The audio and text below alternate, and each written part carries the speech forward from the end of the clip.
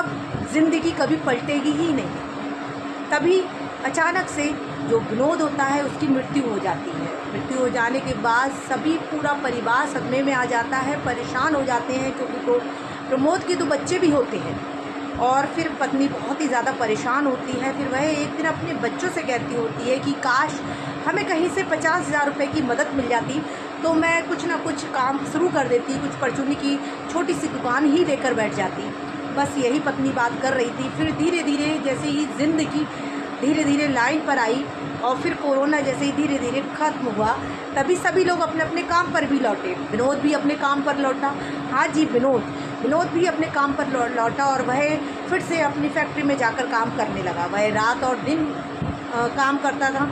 लोग उसे देखते थे और कहते थे कि अरे ये प्रमोद अब हंसता बोलता नहीं है, क्या बात है। लेकिन लोगों ने सोचा कि कोरोना का टाइम था, आर्थिक तंगी थी, तो इसलिए लोग परेशान भी हैं, हो सकता है इसीलिए। फिर एक दिन सभी लोग रात की शिफ्ट में भी काम करते थे, रात की शिफ्ट में भी काम करते थे, दिन की शिफ्ट में भी काम करते थे। लेकिन विनोद जो था वो रात और दिन काम करता था, वो कभी छुट्टी नहीं लेता था। फिर एक दिन एक व्यक्ति ने कहा कि विनोद तुम थकते नहीं हो, तुम रात और दिन काम करते हो, सभी लोग काम करके चले जाते हैं लेकिन तुम लगातार काम करते रहते हो। तो विनोद के आंखों में आंसू आ जाते हैं और वह कहता है कि साहब अब नींद किसे है।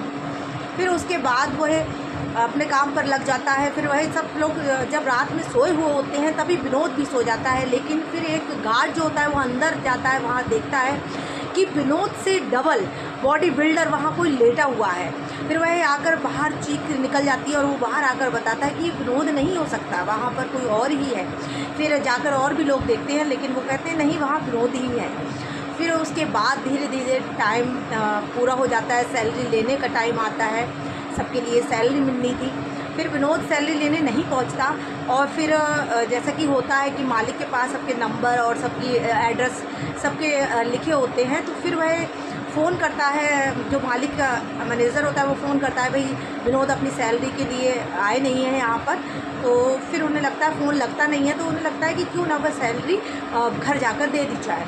जब वह घर जाते हैं और वहाँ पर कहते हैं कि ये सैलरी आपकी है, 50,000 रुपये देख कर पत्नी हौचक रह जाती है। वो कहती है ये पैसे, वो बोलते हैं हाँ ये विनोद ने पैसे कमाए हैं, विनोद को क्या हुआ, विनोद क्यों नहीं गए काम पर आज। तो वो कहती है विनोद उनकी तो मृत्यु हो चुकी है कोरोना काल में। सभी लोग सदमे में आ जाते हैं, कहते हैं ऐसे कैसे हो सकता है, क्योंकि विनोद ने तो रात और दिन वहाँ काम किया। फिर पत्नी रोने लगती है। फिर वह लोग कहते हैं कि आप रो क्यों रही हो। तो वह कहती है कि एक बार मैं अपने बच्चों से कह रही थी कि काश हमें कहीं से 50,000 की मदद मिल जाती तो मैं कुछ कर पाती, और बस